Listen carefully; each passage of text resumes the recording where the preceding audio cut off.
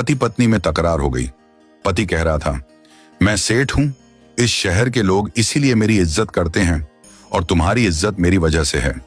पत्नी बोली, आपकी इज्जत मेरी वजह से है। मैं चाहूं तो आपकी इज्जत 1 मिनट में बिगाड़ भी सकती हूं और चाहूं तो 1 मिनट में बना भी सकती हूं। सेठ को गुस्सा आ गया। वो बोला, ठीक है, दिखाओ मेरी इज्जत खराब करके। बात आई गई हो गई। सेठ के घर शाम को महफिल जमी थी। कुछ दोस्तों के साथ हंसी मजाक चल रहा था कि अचानक सेठ को अपने बेटे के रोने की आवाज आई। बच्चा जोर जोर से रो रहा था और सेठ की पत्नी उसे डांट रही थी। सेठ ने ऊंची आवाज में पूछा, क्या हुआ, क्यों डांट रही हो बेटे को? सेठानी ने अंदर से कहा, देखिए ना, आपका बेटा खिचड़ी मांग रहा है, जबकि अभी अभी पेट भर के खा चुका है, फिर भी दोबारा वही मांग रहा है। सेठ बोला, तो दे दो थोड़ा और। सेठानी ने कहा, घर में और भी लोग हैं, सब कुछ इसी को कैसे दे दूं? महफिल में सन्नाटा छा गया। लोग कानाफूसी करने लगे।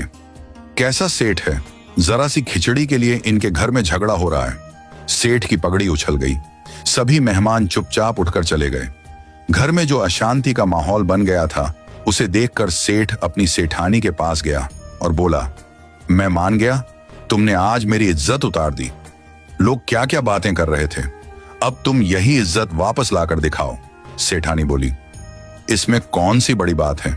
जो लोग महफिल में थे उन्हें आप फिर से किसी बहाने से बुलाइए। सेठ ने वैसा ही किया।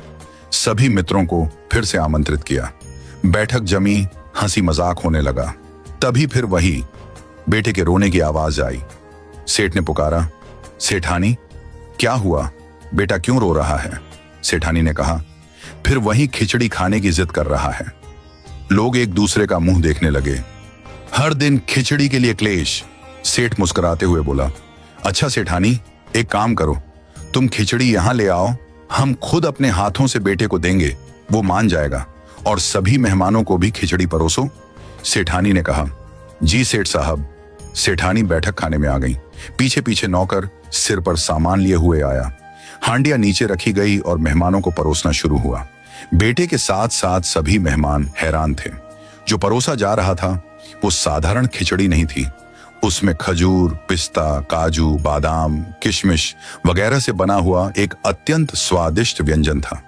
लोग मन ही मन सोचने लगे, अगर सेठ के घर इसे खिचड़ी कहते हैं तो मावा मिठाई किसे कहते होंगे? सेठ की इज्जत में 4 चांद लग गए। लोग उसकी रईसी की चर्चा करने लगे। सेठ ने अपनी सेठानी के सामने हाथ जोड़ ली और कहा, मान गया मैं, घर की औरत चाहे तो इज्जत बना भी सकती है और बिगाड़ भी सकती है।